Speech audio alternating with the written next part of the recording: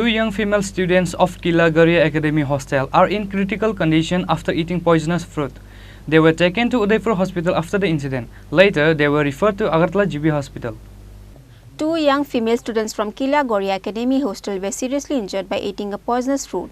They were taken to the Udaipur Hospital in a critical condition after the incident by the hostel warden and other hostel students on Thursday night. Their parents and family members went to the Udaipur Hospital immediately after they got the information. However, they were referred to Agartala GB Hospital because of their health condition on Friday evening. One of the hospital faculty says that about the incident. Actually, 11:40 নাগাদ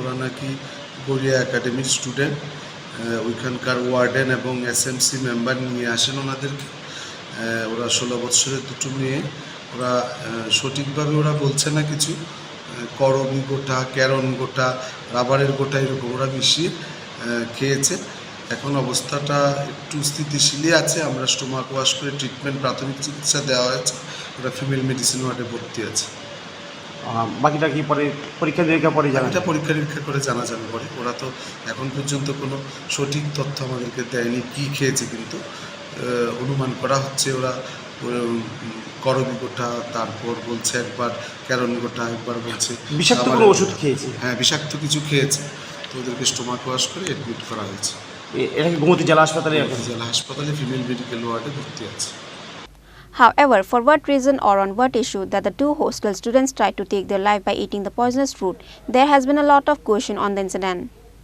Reported by Rajiv from Udaipur, Chini Khorang.